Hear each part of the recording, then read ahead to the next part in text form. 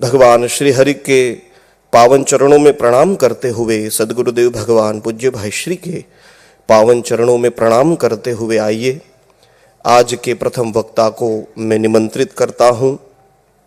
श्री कौशिक भाई भट्ट राणा सिक्की से हमारे बीच में पधारे हैं और अनेक भागवत एवं राम कथा के गायक वक्ता हैं और अनेक विध भागवत के स्वाध्यायी हैं। मैं उनसे श्री निवेदन करता हूं कि वे अपने विषय श्रीमद् भागवत शास्त्र में एतावान शब्द, इस विषय पे वे अपना प्रवचन प्रसाद हमको वितरित करें। श्री कौशिक भाई भट्ट।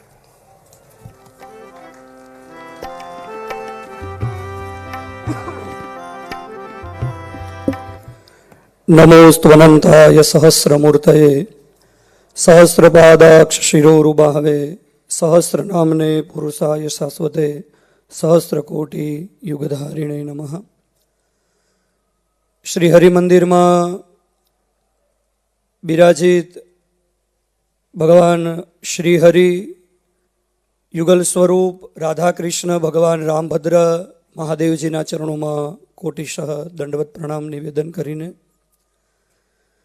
संस्कृत वांग्मयनो प्रसिद्ध श्लोक कुलम पवित्रम जननी कृतार्था वसुंधरा पुण्यवती च तेन अपार संवित सुख सागरेस्मिन् लीने परे ब्रह्मणि यस्य चेतः। आ संस्कृत श्लोक नु मूर्तिमंत स्वरूप पूज्य भाई श्रीना चरणों में दंडवत प्रणाम निवेदन करीने अमरा मित्रवर्य श्यामभाई, धनंजयभाई, उपस्थित सौ विद्वज्जनों, सुग्न सौ जिज्ञासुओं, सौने खूब खूब प्रणाम। श्रीमद् भागवत जी ए भगवानનું જ साक्षात स्वरूप है, ये આપણે સૌ જાણીએ છીએ। શ્રીમદ્ ભાગવતજી ભગવાનનો પ્રસાદ છે, કારણ કે ભગવતા પ્રોક્તમ ભાગવત, જે ભગવાને પોતાના મુખેથી કહ્યું છે તે શ્રીમદ્ ભાગવત। વાજસનેયી બ્રાહ્મણોપનિષદમાં જેમ વેદ એ ભગવાનનો જ સ્વરૂપ છે, ભગવાનનો જ શ્વાસ છે એવું કહ્યું છે। આપણે ત્યાં આ બ્રાહ્મણોપનિષદમાં અસ્ય મહતો ભૂતસ્ય નિશ્વસિતમેતત યદ ઋગ્વેદો યજુર્વેદ સામવેદો અથર્વાંગીરસ ઇતિહાસ પુરાણમ। ઇતિહાસ અને પુરાણ એ પણ ભગવાનનો શ્વાસ છે। છાંદોગ્ય ઉપનિષદમાં ઇતિહાસ પુરાણામ પંચમમ વેદાનામ વેદમ, ઇતિહાસ અને પુરાણ એ પાંચમો વેદ છે। અને શ્રીમદ્ ભાગવતજીના પ્રથમ સ્કંદનો ત્રીજો શ્લોક પ્રસિદ્ધ શ્લોક છે, નિગમ કલ્પતરોહો ગલિતમ ફલમ શુકમુખાદમૃત દ્રવ્ય સંયુતમ પીબત ભાગવતમ રસમાલયમ મુહુરહો રસિકા ભુવિ ભાવુકાહ। શ્રીમદ્ ભાગવતજી એ વેદરૂપી વૃક્ષનું પરિપક્વ ફલ છે। શ્રીધર સ્વામી એમને કોઈએ પૂછ્યું કે વેદરૂપી જે વૃક્ષ છે એમની ઊંચી ડાળી, એટલે કે ભગવાન સ્વયં નારાયણ એની ઊંચી ડાળી ઉપરથી આ પરિપક્વ ફળ પૃથ્વી સુધી પહોંચ્યું તો ત્યાંથી પડેલું ફળ એ ફૂટ્યું નહીં, તૂટ્યું નહીં।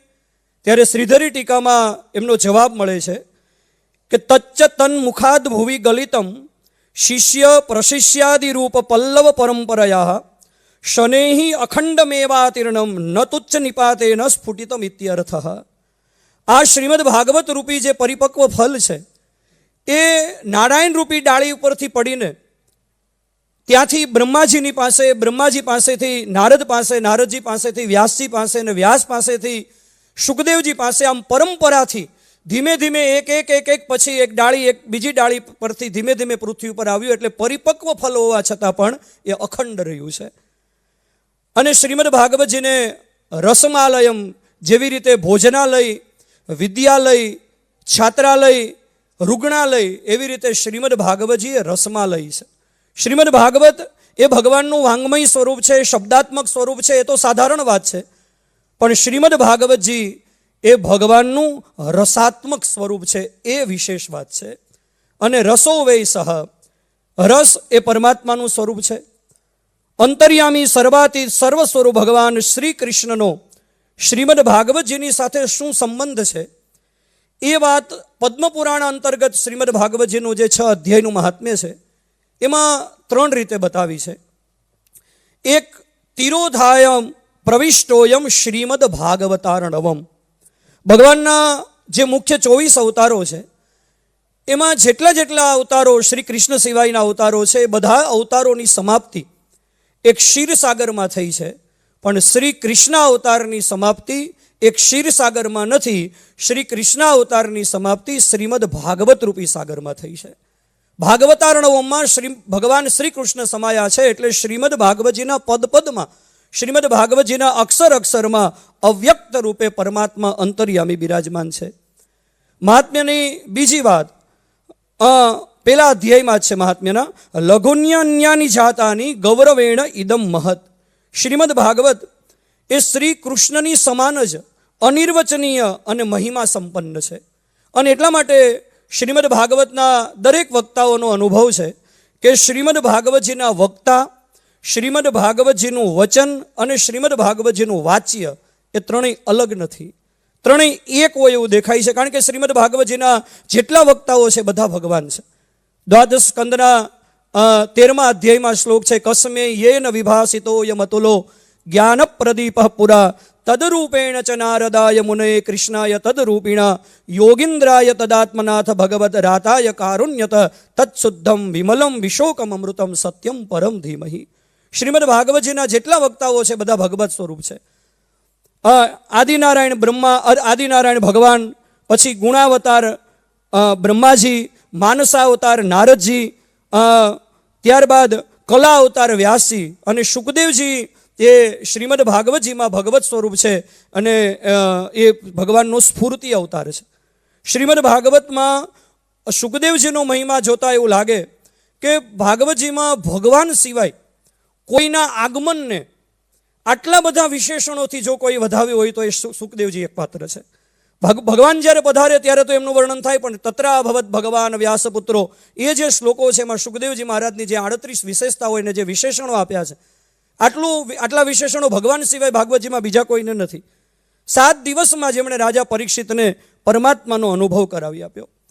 બ્રહ્મભૂતસ્ય રાજર્ષય દેહો અહિકરલાગ્નિના બ્રહ્મભૂતો મહાયોગી નિસંગ છિન્ન સંશય. જેણે 7 દિવસમાં બ્રહ્મ સ્વરૂપનો અનુભવ પરીક્ષિતને કરાવી આપ્યો એ શુકદેવજી એ સાક્ષાત ભગવત સ્વરૂપ છે. એટલે ભાગવતજીના વાચ્ય, વક્તા અને વચન એ ત્રણેય એક છે. અને ત્રીજી વાત મહાત્મ્યમાં કે શ્રીમદ ભાગવતજી એ ભગવાનનું સ્વરૂપ છે, કારણ કે તેનેય વાંગમયી મૂર્તિ પ્રત્યક્ષા વર્તતે હરે. શ્રીમદ ભાગવત એ શ્રી કૃષ્ણની જ મૂર્તિ છે. હરિ એટલે એક અર્થમાં મહાપ્રભુજી સુબોધિનીજીમાં કૃષ્ણે હરો ભગવતી પરમાનંદ સાગર વર્તતે નાત્ર સંદેહ કથા તત્ર નિયામિકા એવું કહે છે. તો હરિ એટલે શ્રી કૃષ્ણ પણ છે. ભાગવતમાં બધું જ ભગવાન છે. એટલા માટે આવી પરિસ્થિતિમાં, આવી સ્થિતિમાં શ્રીમદ ભાગવત એ સ્વયં કૃષ્ણ સ્વરૂપ છે. એટલે શ્રીમદ ભાગવતના અમુક પ્રકરણમાં જ શ્રી કૃષ્ણની લીલા છે એ કેવું, એ આપણી સમજની એક મર્યાદા છે. બાકી શ્રીમદ ભાગવતજીમાં દરેક શ્લોકોમાં, દરેક પદમાં અવ્યક્ત રૂપે અને વ્યક્ત રૂપે ભગવાન શ્રી કૃષ્ણ. એટલા માટે ભાગવતજીમાં અનેક જગ્યાએ ઋષિઓ, મનુષ્યો, પશુ, પક્ષી, દેવતાઓ બધા જ પદાર્થોને ભગવત સ્વરૂપ બતાવવામાં આવ્યા છે. શ્રી કૃષ્ણ એ ભાગવતમાં દરેક પદમાં પોતાના ઐશ્વર્યને ગુપ્ત રાખી અને વિહાર કરી રહ્યા છે. એટલે ભાગવત, પૂરેપૂરું ભાગવત એ ભગવાન શ્રી કૃષ્ણની લીલા છે. પણ એ લીલાના ભેદ કરવા હોય તો સરસ લીલા, સરસ્તર લીલા અને સરસતમ લીલા. તો શ્રીમદ ભાગવતજીના 10મા સ્કંદમાં જે શ્રી કૃષ્ણ લીલા છે એ ભાગવતજીની શ્રી કૃષ્ણની સરસતમ લીલા છે. બાકી શ્રીમદ ભાગવતજીના દરેક શ્લોકો એ ભગવાન શ્રી કૃષ્ણની જ લીલા છે.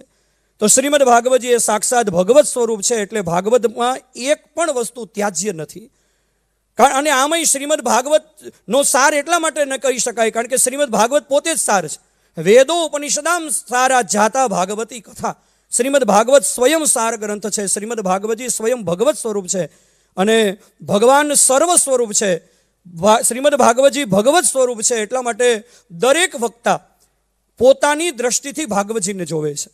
જેવી રીતે શ્રીમદ ભાગવતજીના 10મ સ્કંદના 43મા અધ્યાયનો 17મો શ્લોક, શાર્દુલ વિક્રીડિત છંદનો આ એક જ શ્લોક એવો છે કે આપણે દ્રષ્ટિથી જોઈએ તો સાહિત્યના 99 રસ આ એક જ શ્લોકમાં છે. મલ્લાનામ અસની નૃણામ નરવરઃ સ્ત્રીણામ સ્મરો મૂર્તિનામ ગોપાનામ સ્વજનો સતામ ક્ષિતિભુજામ શાસ્તા સ્વપિત્રો શિશુ મૃત્યોર ભોજપતે વિરાટ વિદુષામ તત્વમ પરમ યોગિનામ વૃષણીનામ પરદેવતે તે વિદિતો રંગમ ગત સાગ્રજ. દરેકને ભગવાન જુદા જુદા સ્વરૂપમાં દેખાય છે. જીનકી રહી ભાવના જયસી પ્રભુ મૂર્તિ તીન દેખી દઈસી. શ્રીમદ ભાગવતજીનું જે લોકો સ્વાધ્યાય કરે છે અને ખબર છે કે ભગવાનનું પીતાંબર એ તો પીળા રંગનું જ છે, પણ શ્રીમદ ભાગવતજીમાં દરેકને ભગવાનનું પીળું પીતાંબર અલગ રૂપમાં દેખાય છે. ભીષ્મ પિતામહ ત્રિભુવન કમનમ તમાલ વર્ણમ રવિકર ગૌરવ રામવરમ દધાને. બ્રહ્માજીને નવમીડ્યતે ભરવપુષે તડિદંબરાય અને ગોપીઓને બિભ્રદ વાસહ કનક કપિસમ વૈજયંતીમ ચ માલામ. ત્યાં ભગવાનનું પીતાંબર તો પીળું છે, પણ દરેકને ભગવાનના પીતાંબરનો શેડ અલગ અલગ દેખાય છે.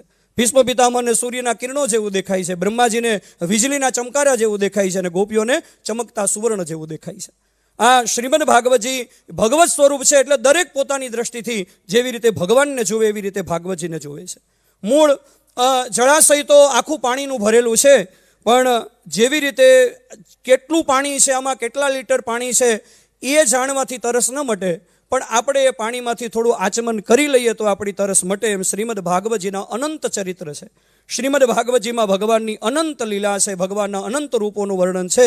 દરેક પોતપોતાની દ્રષ્ટિથી ભાગવતજીને જુએ છે. જેવી રીતે ભક્ત ભગવાનને જુએ તો એની ભક્તની દ્રષ્ટિ હંમેશા ભગવાનના ચરણ ઉપર જ હોય. એટલા માટે રામચરિત માનસના કિષ્કિંધા કાંડમાં કઠિન ભૂમિ કોમલ પદગામી કવન હેતુ બિચરેહુ બનસ્વામી. હનુમાનજીની દ્રષ્ટિ ભગવાનના ચરણ ઉપર જાય છે. વિભીષણને ભગવાનને સખા કયા છે તો વિભીષણની દ્રષ્ટિ સીધી ભગવાનના હાથ ઉપર જાય છે. દુરહિતે દેખે દો ભ્રાતા નૈનાનંદ દાન કે દાતા ભુજ પ્રલંબ કંજારુન લોચન શ્યામ લગાત પ્રણત ભવ મોચન.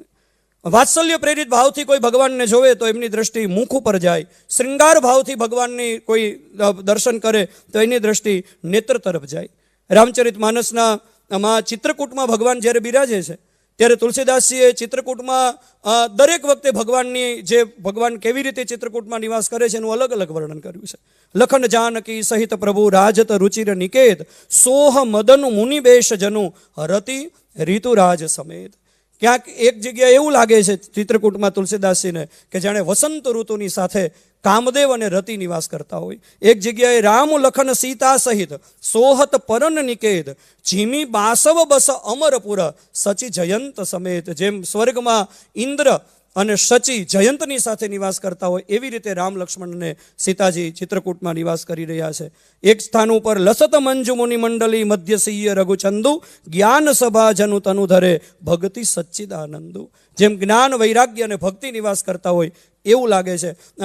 રામચરિત માનસનો આમ આધાર લઈએ તો ભરતજી ચિત્રકૂટમાં જ્યારે પધારે છે ત્યારે ભરતજીને બલકલ બસન જટિલ તનુ શ્યામા જનુ મુનિ બે સકીન રતિકામાં. જે ભરતજીના ચરિત્રને સાંભળવા માત્રથી વૈરાગ્ય આવી જાય. ભરત ચરિત કરીને હું જે સાદર સુનહી સિંહ રામ પદ પ્રેમો અવસી હોય ભવ રસ બીરતી. એ વૈરાગી ભરતજીને રામ અને સીતાજી કામદેવ અને રતિના રૂપમાં દેખાય છે.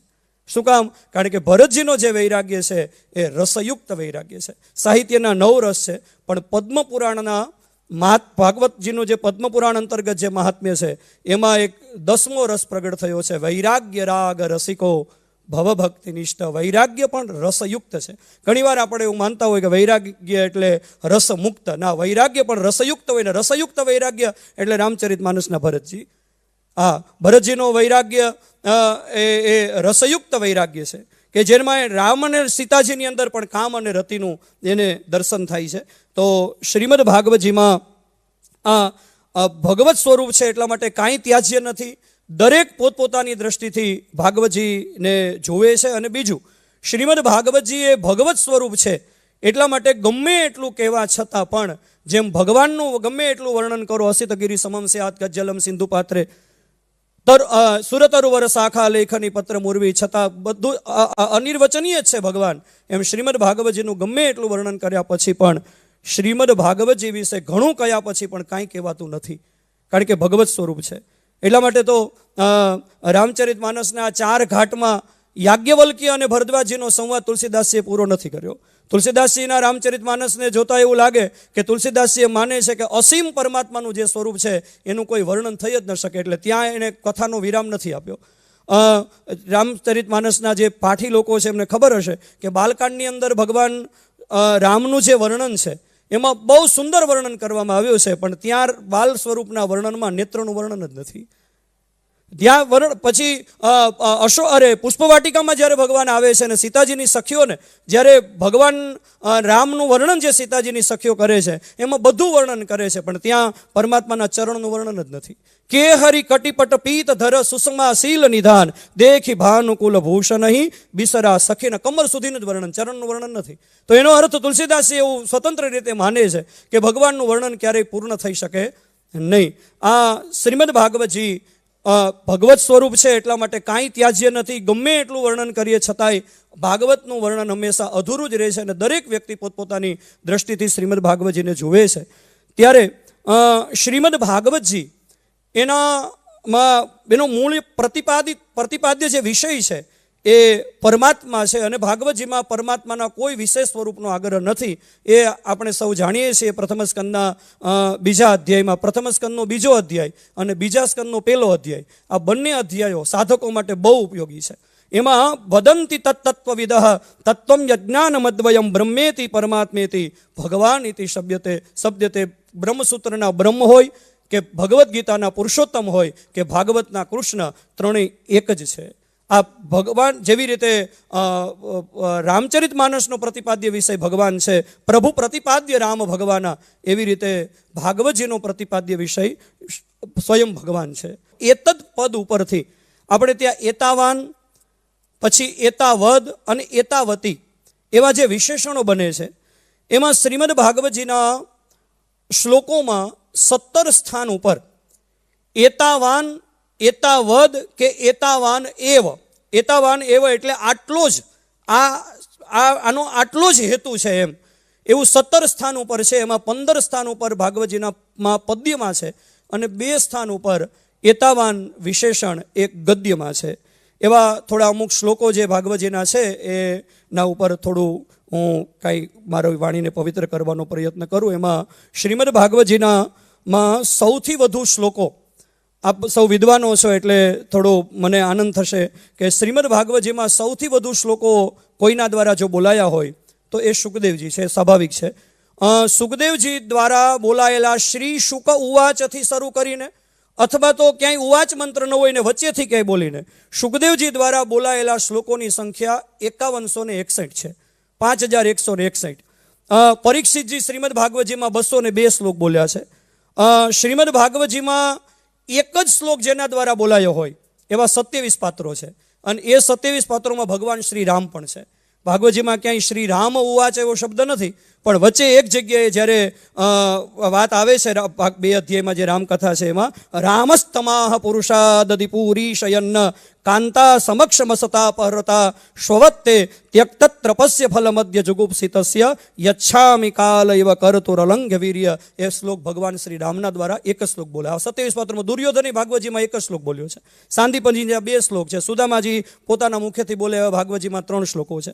તો શુકદેવજી દ્વારા 1561 શ્લોકો જે બોલાયા છે એમાં શુકદેવજી પરીક્ષિતની સામે દ્વિતીય સ્કંદની અંદર 3 અધ્યાયના 11મા શ્લોકની અંદર એવું કહે છે કે એતાવાન એવ યજતામિહ નિહ શ્રેયસ ઉદય ભગવત્યચલો ભાવો યદ્ભાગવત સંકત. જે લોકો આગળ ઉપાસના પ્રકરણ છે કે આ દેવતાનું યજન કરવાથી આ વસ્તુ પ્રાપ્ત થાય, આ દેવતાનું યજન કરવાથી આ વસ્તુ પ્રાપ્ત થાય, પણ જે લોકો આ દેવતાઓનું યજન કરે છે પણ એ દેવતાઓનું યજન કરતાં કરતાં પણ એમનું સૌથી મોટું હિત એમાં છે કે એતાવાન એવ યજતામ નિઃશ્રેયસ ઉદય. એનું કલ્યાણ શેમાં છે તો કે ભગવતીય અચલો ભાવો, ભગવાનમાં અચલ પ્રેમ થાય. અને પ્રેમ થાય શેનાથી? યદ ભાગવત સંગત, મહાપુરુષોનો સંગ કરવાથી. શ્રીધર સ્વામી શ્રીધરી ટીકામાં લખે છે ઇન્દ્રાદીનપી યજતામિહ તત્તદ યજનેન ભાગવતાનામ સંગતો. ભગવતી અચલો ભાવો ભક્તિર્ભવતી યત એતાવાન એવ નિશ્રેયસ્ય પરમ પુરુષાર્થસ્ય ઉદયો લાભ અન્યતુ સર્વમ તુચ્છમિત્યર્થ. શ્રીધર સ્વામી એમ કહે છે કે ઇન્દ્રાદિ દેવતાઓનું યજન કરનારાઓને પણ એ યજન દ્વારા પુણ્ય પ્રાપ્ત થાય અને એ પુણ્યથી ભગવત ભક્તોની સંગતિ થાય અને ભગવત ભક્તોની સંગતિથી ભગવાનમાં અચલ ભાવ થાય. આ દેવતાઓનું યજન કરવાનો પણ હેતુ એ છે કે એનાથી પુણ્ય થાય અને પુણ્યથી મહાપુરુષોનો સંગ થાય. રામચરિત માનસમાં પુણ્ય પુંજ બિનું મિલહીન સંતા સત્સંગતિ સંસ્કૃતિ કર અંતા. ઉત્તરકાંડમાં બિનું સત્સંગન હરિકથા તેહી બિનું મોહન ભાગ મોહ ગયે બિનું રામપદ હોય ન દ્રઢ અનુરાગ. જ્યાં સુધી મોહ ન ટળે ત્યાં સુધી ભગવાનમાં અનુરાગ ન થાય અને મોહ ટળે તો ભગવાનમાં અનુરાગ થાય. અને મોહ ટળે શેનાથી? તો કે સત્સંગથી. અને સત્સંગ મળે કેમ? તો કે પુણ્ય પુંજ બિનું મિલહીન સંતા. તો પુણ્ય વગર સત્સંગ મળે નહીં. તો પુણ્ય શું છે? તો કે પુણ્ય એક જગમહુ નહીં દૂજા મનક્રમ બચન વિપ્રપદ પૂજા. અને એટલા માટે રામચરિત માનસમાં બાલકાંડના આરંભમાં ગુરુવંદના પછી તુલસીદાસીએ તરત જ બંદવું પ્રથમ મહીસુર ચરના. શું કામ? તો કે મોહ જનિત સંશય સબહરના. મોહ જનિત સંશય છે એ બ્રાહ્મણોની કૃપાથી મટે. કારણ કે બ્રાહ્મણોની કૃપા થાય તો પુણ્ય મળે અને પુણ્ય વધે તો સત્સંગ મળે અને સત્સંગથી મોહ ટળે, મોહ ટળે તો પરમાત્મામાં પ્રેમ થાય. એટલા માટે શ્રીધર સ્વામી કહે છે કે ભાગવત સંગત ઇતિ અનેન સુચિતામ હરિકથા રતિમ સ્તોતિ જ્ઞાનમિતિ. ભાગવત સંગત જે મહાપુરુષો છે એના દ્વારા એના સત્સંગમાં પણ ભગવત કથાની પ્રીતિની પ્રશંસા છે. કે ભાગવત સંગત ભગવાનના મહાપુરુષોનો સંગ ક્યાં પ્રાપ્ત થાય? કે જ્યાં ભગવાનની કથા થતી હોય. સતામ પ્રસંગાન મમ વીર્ય સંવિદો ભવંતી રુત્કર્ણ રસાયના કથા. તો શ્રીમદ ભાગવતજીમાં આ શ્લોક દ્વારા સત્સંગનો મહિમા બતાવ્યો છે કે સત્સંગ દ્વારા મહાપુરુષોના સંગ દ્વારા જ ભગવાનમાં પ્રેમ થાય અને પરમાત્મામાં અચલ નિષ્ઠા થઈ જાય, પરમાત્મામાં અચલ પ્રેમ થઈ જાય. એ જ પ્રયત્નની પરિસમાપ્તિ છે. બીજો આવો જ એક શ્લોક છે કપિલ ભગવાનનો. શ્રીમદ ભાગવતજીમાં કપિલ ભગવાનના 331 શ્લોકો છે. એતાવાન એવ લોકેસ્મિન પુંસામ નિશ્રેયસ ઉદય તીવ્રેણ ભક્તિ યોગેન મનોમય્યર્પિતમ સ્થિરમ. આ સંસારમાં મનુષ્યના પરમ કલ્યાણનો ઉદય એટલો જ છે કે ભક્તિ યોગ દ્વારા એનું મન પરમાત્મામાં સ્થિર થઈ જાય. જ્યાં સુધી મન સ્થિર નથી ત્યાં સુધી શાંતિનો અનુભવ નથી. સુબોધિનીજીમાં મહાપ્રભુજી કહે છે કેનાપી પ્રકારેણ ભગવતી સ્થિરમ મનઃ પરમ પુરુષાર્થ સાધકમિતિ યોગ સિદ્ધાંત. કોઈ પણ રીતે મન ભગવાનમાં સ્થિર થયેલું જે મન છે એ જ પરમ પુરુષાર્થ પ્રદાન કરવાવાળું છે. આવો યોગનો સિદ્ધાંત છે. અને ભગવાનમાં મન સ્થિર કરવાનું સાધન શું છે? તો અહીંયા કપિલજી કહે છે તીવ્રેણ ભક્તિ યોગેન મનો મય્યર પિતમ સ્થિરમ. ભક્તિ દ્વારા મહાપ્રભુજી કહે છે તત્ર ભક્તિરેવ સ્થિરીકરણ હેતુ રીતિ સર્વ સિદ્ધાંતાનુસારેણ આપી ભક્તિ નિરૂપિતા. ભગવાનમાં મન સ્થિર કરવાનું શ્રેષ્ઠતમ સાધન ભગવાનની ભક્તિ છે. ત્યાર પછી જીવનો ધર્મ શું છે? એવા 2 શ્લોકો મળે છે. એતાવાન એવા, જીવનો ધર્મ આટલો જ છે. એતાવાન એવા એટલે આટલો જ. શું? તો એક દધીચી મુનિ દેવતાઓની સામે, દધીચીના 4 શ્લોકો ભાગવતજીમાં છે, એમાં દેવતાઓની સામે બોલ્યા છે એતાવાન અવ્યયો ધર્મ પુણ્ય શ્લોકે રૂપાસિત યો ભૂત શોક હર્ષાભ્યામ આત્મા શોચતી રુષ્યતિ. મોટા મોટા મહાત્માઓએ અવિનાશી ધર્મની જે ઉપાસના કરી છે એનું સ્વરૂપ શું છે? તો કે મનુષ્ય કોઈ પણ પ્રાણીના દુઃખમાં દુઃખનો અનુભવ કરે અને કોઈ પણ પ્રાણીના સુખમાં સુખનો અનુભવ કરે. અને એનાથી શરીરમાં અહમતા, સંબંધીઓમાં મમતા રાખીને જીવ એ જે સ્વયં સંસારમાં પોતે બંધનમાં બંધાઈ ગયો છે તો એણે બંધનમાંથી છૂટવાનો ઉપાય છે બીજાની કામના પૂરી કરવામાં લાગી જવું. સ્વામી રામસુખદાસજી મહારાજનું વચન છે કે જે બીજાની કામનાઓ પૂરી કરવા માટે લાગી જાય છે એની કામનાઓ આપોઆપ નષ્ટ થઈ જાય છે. એટલે મનુષ્યનો એટલો જ ધર્મ છે કે યો ભૂત શોક હર્ષાભ્યામ આત્મા શોચતી રુષ્યતિ. પણ એટલા માત્રથી અટકવાનું નથી. જેવી રીતે નરસિંહ મહેતાએ કહ્યું કે વૈષ્ણવજન તો તેને કહીએ જે પીડ પરાઈ જાણે રે, એ તો બરાબર છે, પણ પછી પરદુઃખે ઉપકાર કરે. તો અહીંયા પુરંજનોપાખ્યાનમાં કાલકન્યાના જે 2 શ્લોકો છે એમાં એતાવાન પુરુષો ધર્મો યદ આર્તાન અનુકંપતે. ખાલી મનુષ્ય બીજાના દુઃખને જોવે એટલું જ નહીં, પણ બીજાના દુઃખને જોઈને એનું હૃદય દ્રવીભૂત થઈ જાય. એના હૃદયમાં દુઃખ લાગે, એનું હૃદય દ્રવીભૂત થઈ જાય. અને એના પ્રત્યે એ સહાનુભૂતિ બતાવે કે આ કેટલું દુઃખી છે. પણ સહાનુભૂતિ એ મોટું બળ છે. સહાનુભૂતિથી બીજો કોઈ પણ દુઃખી વ્યક્તિ છે તો એને આશ્વાસન મળે. પણ એટલા માત્રથી, ખાલી સહાનુભૂતિ માત્રથી અટકવાનું નથી. આવો જ શ્લોક શ્રીમદ ભાગવતજીના અષ્ટમ સ્કંદમાં સમુદ્ર મંથનની જે કથા છે એમાં મહાદેવજીના શ્રીમદ ભાગવતજીની અંદર શ્લોક સંખ્યા 177 શ્લોકો છે. 177 શ્લોક મહાદેવજી પૂરા ભાગવતજીની અંદર મળે. એમાં એતાવાની પ્રભોર અર્થો યદ્દીન પરિપાલનમ. મહાદેવજી કહે છે ખાલી દુઃખીને સહાનુભૂતિ બતાવી એમ નહીં, પણ એ દુઃખીના દુઃખને દૂર કરવાનો પ્રયત્ન કરવો. બ્રહ્મલીન પૂજ્યપાદ સ્વામી શરણાનંદજી મહારાજનું વચન છે કે જે વ્યક્તિ બીજાના દુઃખે દુઃખી થવા લાગે અને પોતાના દુઃખથી ક્યારેય દુઃખી થવું પડતું નથી. યદ આર્તાન અનુકંપતે પ્રભોર અર્થો યદ્દીન પરિપાલનમ. બીજાનું પરિપાલન કરવામાં, બીજાને સુખી કરવા માટે એ લાગી જાય. અને એ જ્યારે બીજાના દુઃખે દુઃખી થવા લાગે છે ત્યારે એને પોતાના દુઃખથી દુઃખી થવું પડતું નથી. આ જ સંદર્ભમાં શુકદેવજી ષષ્ઠમ સ્કંદની અંદર બોલે છે એતાવાન સાધુવાદો હિ તિતિક્ષેતેશ્વર સ્વયં. નારદજીએ દક્ષના શ્રાપનો જ્યારે અંગીકાર કર્યો ત્યારે કહ્યું છે કે નારદે દક્ષના શ્રાપનો અંગીકાર કરીને પ્રશંસનીય તો એ છે કે પોતાનામાં પ્રતિકાર કરવાની ક્ષમતા હોવા છતાં પણ નારદજી એણે સામે દક્ષને શ્રાપ આપ્યો નથી. આ મહાપુરુષોની મહાનતા છે કે સ્વયં દુઃખ સહન કરીને પણ, સામર્થ્ય હોવા છતાં દુઃખ સહન કરીને બીજાના દુઃખને મટાડવાનો પ્રયત્ન કરે છે. આ મનુષ્યનો સામાન્ય ધર્મ થયો. પછી મનુષ્યનો પરમ ધર્મ શું છે? તો આવા 2 શ્લોકો ભાગવતજીમાં મળે છે.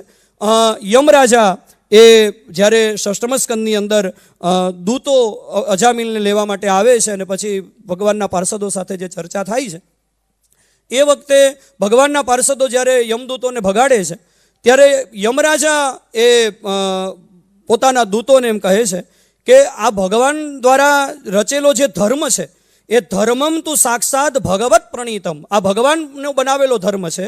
એ નવે વિદુ ઋષયો નાપી દેવા. આ ધર્મને ઋષિઓ જાણતા નથી, દેવતાઓ જાણતા નથી, ન સિદ્ધ મુખ્ય આસુરા મનુષ્ય. સિદ્ધો આને જાણતા નથી. તો પછી આવી સ્થિતિમાં મનુષ્ય અને વિદ્યાધર અને ચારણો એ તો કઈ રીતે આ ધર્મને જાણી શકે? તો શ્રીધર સ્વામીએ કહ્યું કે એમાં આપણને શંકા થાય કે ભાઈ આ ધર્મને કોઈ જાણી શકતું જ નથી, તો આ ધર્મ છે એનું પ્રમાણ શું? નનુ કેપી ચે ન જાનંતી તસ્ય સત્વે કિમ પ્રમાણમ.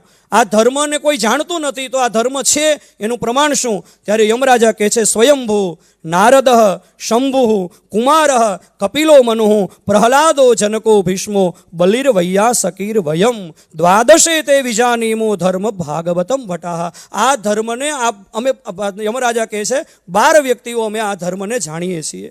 દ્વાદશે તે વિજાનીમો ધર્મ ભાગવતમ ભટાહ. આ ધર્મને અમે 12 વ્યક્તિઓ જાણીએ છીએ. ધર્મ કેવો છે? તો અહીંયા એનું વિશેષણ 3 વાત કહી છે: ગુહ્યમ, વિશુદ્ધમ અને દુર્બોધમ. એક તો આ ધર્મ અત્યંત ગોપનીય છે, ધર્મસ્ય તત્વમ નિહિતક ગુહાયામ. પછી બીજું બતાવ્યું છે વિશુદ્ધ, આ ધર્મ વિશુદ્ધ છે. અને ત્રીજું દુર્બોધમ, આ ધર્મને જાણવો કઠિન છે. કારણ કે રામચરિત માનસમાં આપણને પરસ્પર વિસંગત લાગે. ધર્મ ન દૂસર સત્ય સમાન. તો એક જગ્યાએ પરહિત સરીસ ધર્મ નહીં ભાઈ.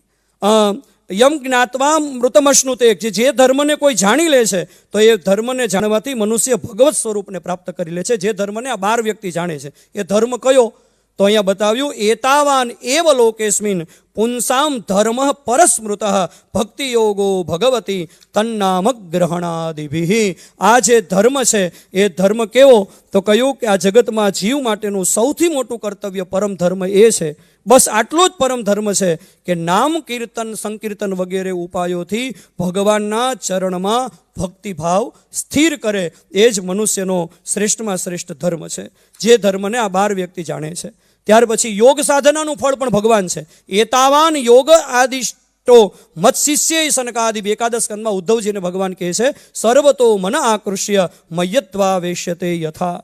શ્રીમદ ભાગવતજીમાં ભગવાન શ્રી કૃષ્ણના 1088 શ્લોકો છે, પોતાના મુખેથી બોલ્યા હોય એવા. તો એમાં દરેક જગ્યાએ આપ સૌ જાણો છો કે દરેક જગ્યાએ જ્યાં જ્યાં ભગવાન બોલે છે ત્યાં શ્રી ભગવાન ઉવાચ છે. ભાગવતજીમાં 2 સ્થાન ઉપર શ્રી કૃષ્ણ ઉવાચ છે. એક મૃદભક્ષણ લીલામાં અને બીજું એક અર્જુનજીની પાસે પ્રથમ સ્કંદની અંદર જ્યાં ન્યાય આપે છે ત્યાં પણ શ્રી કૃષ્ણ ઉવાચ છે. તો ભગવાન એમ કહે છે કે બધા જ વિષયોમાંથી મનને ખેંચી લેવાથી મન મારામાં સ્થિર થઈ જાય છે. અને આ મારામાં મન સ્થિર કરવાનો જે યોગ છે, ભગવાન કે મારા શિષ્યો મેં સનકાદી કુમારોને મેં કહ્યો હતો.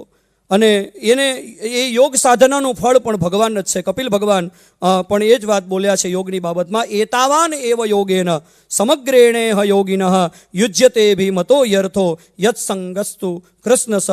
યોગ દ્વારા બહિર્મુખતા ઘટે અને યોગ દ્વારા અંતર્મુખતાની વૃદ્ધિ થાય. બસ આ સંસાર પ્રત્યેનો આસક્તિનો અભાવ થાય અને પરમાત્મા પ્રત્યે ભગવત આસક્તિ થાય.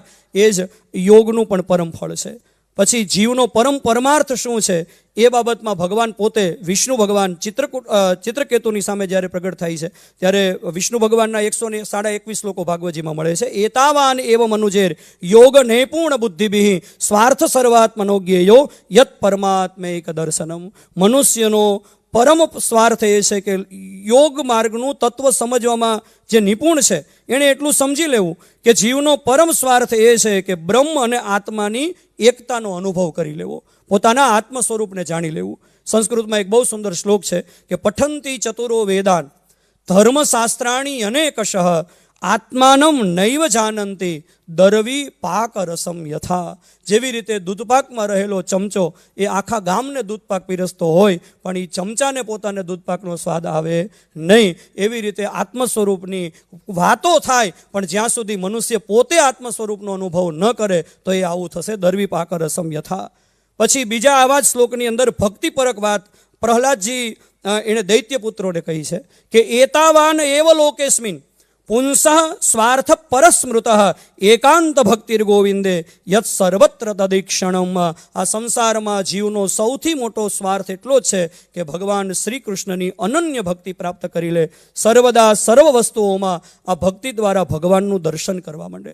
પ્રહલાદજીએ તો પોતાની સ્તુતિમાં 2 શ્લોકોમાં તો ભક્તિનો કેટલો મહિમા ગાયો છે કે વિપ્રાદ દ્વિષટ ગુણયતાદ અરવિંદનાભ પાદારવિંદ વિમુખા સ્વપચમ વરિષ્ઠમ મન્યે તદર્પિત મનોવચને હિતાર્થ પ્રાણમ પુનાતિ સકુલમ નતુ ભૂરિમાનઃ.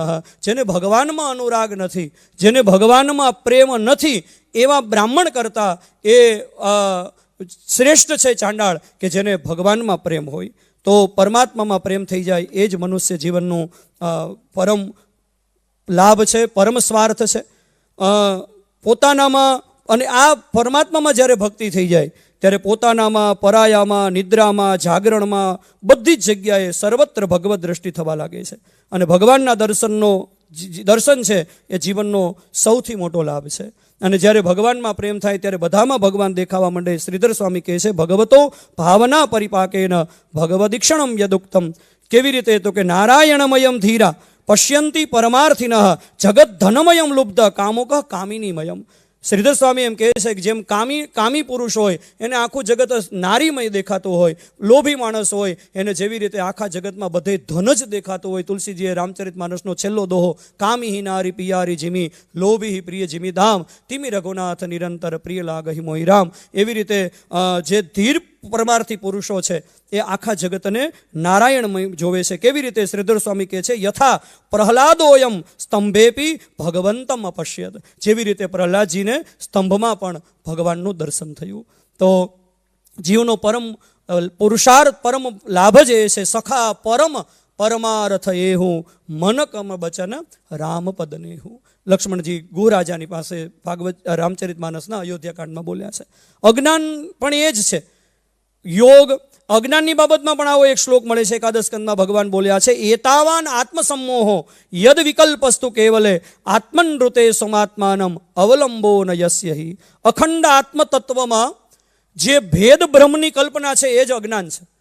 જેવી રીતે જીવને પ્રકૃતિની સાથે જ્યારે બંધન થઈ જાય છે ત્યારે એ ભેદની કલ્પના કરે છે, પણ એ ભેદ જે છે એ અજ્ઞાનની પણ સ્વતંત્ર સત્તા નથી. એ આત્માના અધિષ્ઠાનથી એ અજ્ઞાન, એ જે અજ્ઞાન છે એ આત્માનું જ, એનો આધાર તો આત્મા જ છે. કે કારણ કે સર્વ કાંઈ જે કાંઈ છે આત્મા છે. શ્રીધર સ્વામી કહે છે રજત બ્રહ્મસ્યેવ શુક્તિમ વિના. જેવી રીતે છીપમાં ચાંદીની ભ્રાંતિ તો થાય જો છીપ છે, છીપ વગર છીપની અંદર ચાંદીની ભ્રાંતિ થતી નથી, એમ સંસારની અંદર જે ભેદ ભ્રાંતિ છે એ ભેદ ભ્રાંતિનું અનાત્માનું અધિષ્ઠાન પણ આત્મા જ છે. એટલા માટે અજ્ઞાન પણ એ જ છે.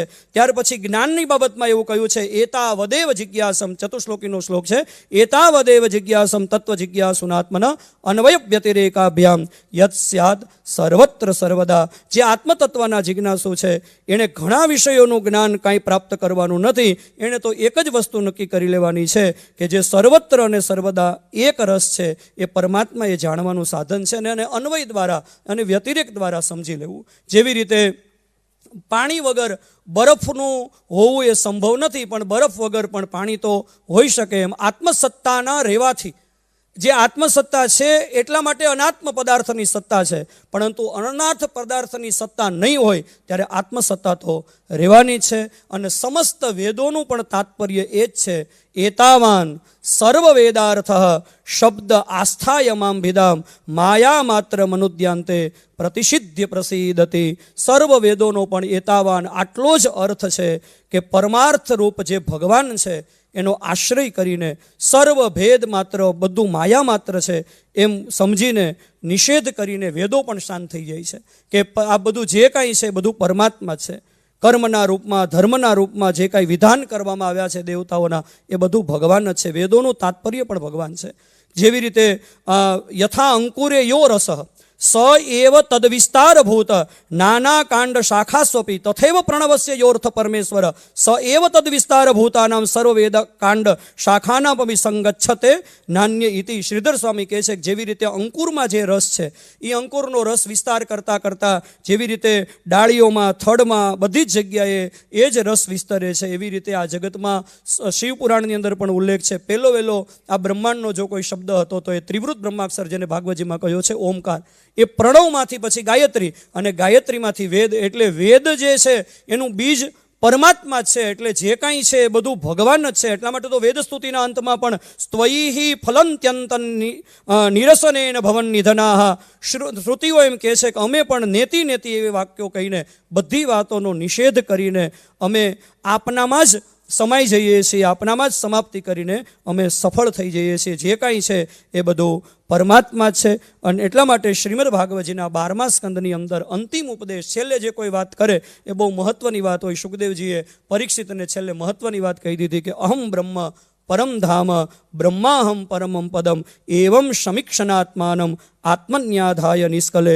સર્વનો અધિષ્ઠાન પરબ્રહ્મ હું જ છું, સર્વાધિષ્ઠાન બ્રહ્મ હું જ છું એવું ચિંતન કરી અને તમારી જાતને વાસ્તવિક અભિન્ન અખંડ સ્વરૂપની અંદર સ્થિર કરી દો. આમ શ્રીમદ ભાગવતજી એ સ્વયં ભગવત સ્વરૂપ છે. એટલે ભાગવતજીના આ બધા શ્લોકો એતાવાન વિશેષણવાળા શ્લોકો દ્વારા યોગ માર્ગ, જ્ઞાન માર્ગ, ભક્તિ માર્ગ, વેદ, આ બધી બાબતમાં ભગવાનનું જ પ્રતિપાદન કરવામાં આવ્યું છે. કારણ કે શ્રીમદ ભાગવતજી એ ભગવત સ્વરૂપ છે, શ્રુતિઓનો સાર અંશ છે.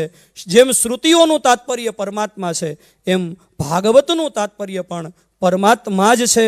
તો આ ભાગવતના શ્રવણ દ્વારા, ભાગવતજીના મૂળ સ્વાધ્યાય દ્વારા આપણે સૌ ભગવાનમાં લાગીએ એવી અંતઃકરણપૂર્વકની પ્રાર્થના કરીને સાંદીપની જેવી એક ગૌરવપૂર્ણ આ સ્થાન અને સાંદીપનીનો આ એક મહિમાવંત અને ગરિમાવંત મંચ ઉપર મારા જેવા નાના કથાકારને બોલવાની તક આપી એ બદલ આપ સૌનો ખૂબ ખૂબ અંતઃકરણપૂર્વક હું આભાર વ્યક્ત કરીને પૂજ્ય ભાઈશ્રીને પ્રણામ કરી મારી વાતને પૂર્ણ કરું છું. સૌને નમો નમઃ.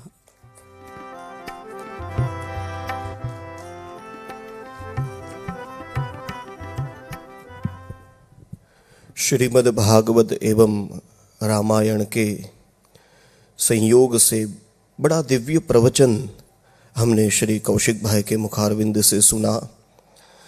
वैसे तो कायिक, वाचिक और मानसिक तीनों सेवाएं होती है, तो हम सब भक्त मिलके मन से तो भगवान श्री हरि का सेवा, उनकी पूजा हम करते ही रहते हैं. यहाँ पे विविध यज्ञानुष्ठानों के द्वारा कायिक रूप से भी भगवान की सेवा हो रही है, और यहाँ पर से इस मंच से भगवान श्री हरि की मानो वाचिक सेवा हो रही हो, ऐसा सुंदर भाव बन रहा है.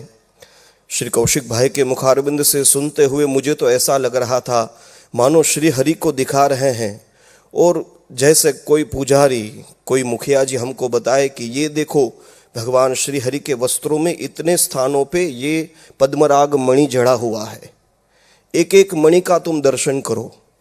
तो समान रूप ऐसे श्रीमद् भागवत में कितने स्थानों पे एतावान शब्द दिया है और उनके द्वारा अद्भुत दिव्य व्याख्या और बड़ा सुंदर प्रवचन प्रसाद आपके द्वारा हमको प्राप्त हुआ। हम कृतज्ञ हैं।